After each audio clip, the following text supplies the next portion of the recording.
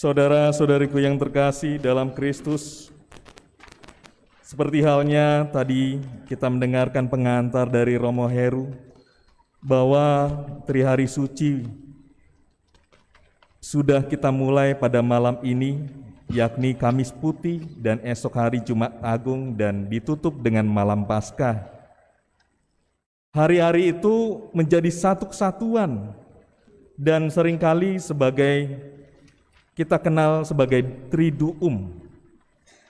Dan ini menjadi suatu hal yang membuat diri kita terus-menerus meyakini sebagai suatu perayaan misteri agung penebusan Yesus kepada umatnya melalui jalan salib, sengsara, wafat, dan kebangkitan.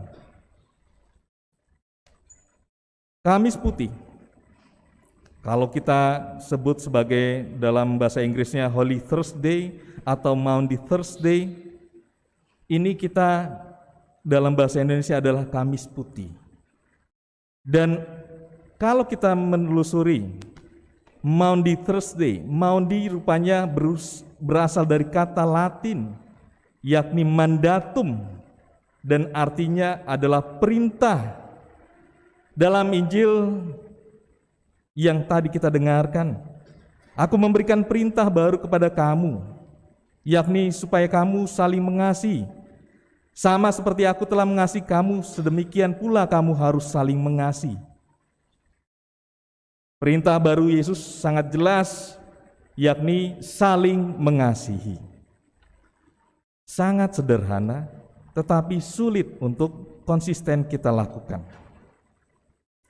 Yesus telah memberikan contoh bagaimana mengasihi tanpa batas dan tanpa syarat. Tetapi manusia menolak kehadirannya, menolak ajarannya, mengolok-oloknya, menangkap, menyalibkan, dan membunuhnya. Akan tetapi kita tahu Yesus tetap mengampuni dan mencintai manusia. Kamis Putih menjadi suatu peristiwa kita memulai Trihari Suci. Dan malam ini kita juga merayakan tindakan-tindakan simbolis Yesus dalam perayaan Ekaristi. Yang pertama menjadi suatu penghayatan perjamuan malam terakhir, dan yang kedua adalah pembasuhan kaki. Tetapi malam ini tidak ada karena pandemi. Kita mau menghayati tindakan simbolis pertama, yakni perjamuan malam terakhir.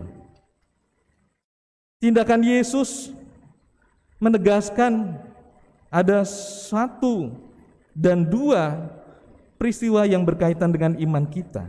Yang pertama-tama perayaan Paskah. Dalam bacaan pertama, perjamuan malam terakhir merupakan suatu kenangan terhadap perjamuan Paskah Yahudi, bahwa anak domba jantan yang dikurbankan dalam perjamuan Paskah Yahudi itu darahnya dioleskan di palang pintu rumah, sehingga ketika Allah lewat mereka selamat. Kisah ini merupakan bagian dari persiapan Allah menyelamatkan bangsa Israel keluar dari perbudakan di Mesir.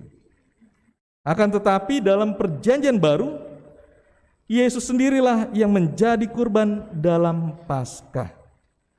Yesus memberikan seluruh hidupnya untuk penebusan dosa manusia.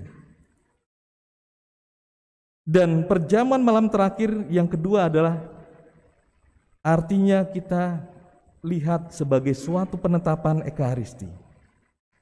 Saudara-saudari, perjamuan malam terakhir menjadi suatu peristiwa di mana Yesus mewariskan warisan berharga kepada para murid dan kita semua, agar kita mengenang Dia dalam Ekaristi seperti dalam bacaan kedua.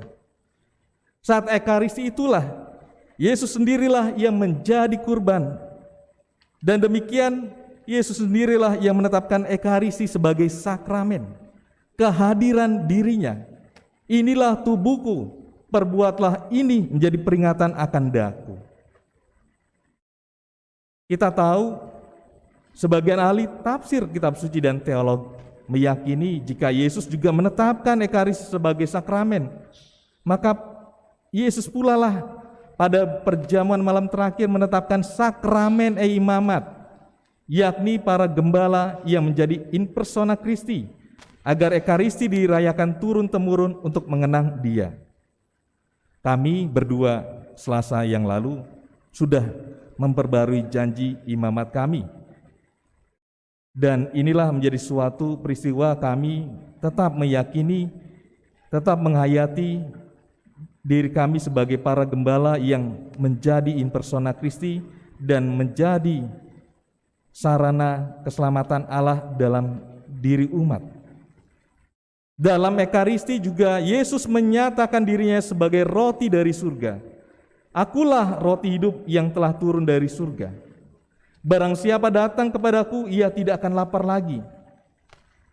Saudara-saudariku yang terkasih, Ekaristi yang kita rayakan setiap waktu maknanya luar biasa. Kita merayakan Ekaristi berarti kita bersedia melakukan perintah baru. Perintah baru Yesus yang merupakan saling mengasihi.